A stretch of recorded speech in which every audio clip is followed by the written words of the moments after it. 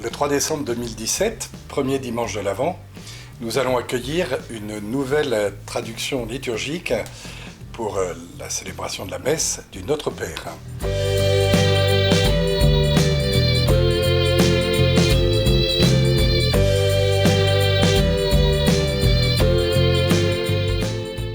Il y a un travail qui a été fait par des exégètes et des théologiens pour une nouvelle traduction de la Bible, traduction liturgique de l'ensemble de la Bible. Et c'est à l'occasion de ce travail que l'on a affiné, redécouvert le sens de l'expression « ne nous soumets pas à la tentation » et remplacé « ne nous laisse pas entrer en tentation » parce qu'on a découvert que cela avait plus de sens, plus de rapport avec l'expérience de la tentation dans la Bible, aussi bien dans l'Ancien Testament que dans l'Évangile. Les Juifs se sont retrouvés dans le désert et a manqué de tout ce qu'ils avaient en esclavage, tout en étant en esclavage. Et ils ont été jusqu'à tenter Dieu, en un lieu d'ailleurs que l'on a nommé tentation, parce qu'ils s'en sont pris à Dieu, ils ont cherché querelle à Dieu, et ils ont tenté Dieu en laissant entendre que Dieu les avait abandonnés, que Dieu avait pu les abandonner, et que Dieu pouvait ne plus être présent dans leur histoire. Ça, c'est un des premiers aspects, une des premières expériences de la tentation. Il y a une seconde expérience importante, c'est celle de Jésus. Et elle est majeure, car après le baptême de Jésus, après la reconnaissance de Jésus par son Père et la manifestation de la paternité divine, Jésus est entré au désert pour y être tenté. Il est donc entré en tentation.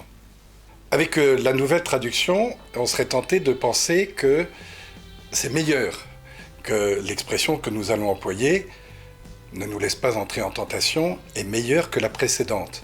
Il ne s'agit pas de trouver quelque chose ou de chercher quelque chose de meilleur, mais davantage d'affiner cette traduction à partir des expériences dont nous venons de parler, et pour révéler ce que peut être cette tentation, et en tout cas nous dire que cette tentation n'est pas d'ordre moral. Ce n'est pas une question « j'ai bien fait » ou « j'ai pas bien fait », mais plutôt entrer en tentation veut dire entrer dans la relation avec Dieu et connaître l'épreuve. Mais c'est l'épreuve de l'amour. J'entre en relation avec Dieu, et cette relation, comme toute relation d'amour, est un mystère. J'ai à découvrir qui est Dieu. Et la tentation, ça serait d'entrer en relation avec un Dieu qui nous ressemble, un Dieu que nous forgeons à notre image. Et là, il s'agit de découvrir à travers l'épreuve, de découvrir qui est vraiment Dieu et d'éprouver notre amour. C'est pas donner des preuves de notre amour, mais éprouver notre amour. Est-ce que j'aime vraiment Dieu et est-ce que je l'aime tel qu'il est?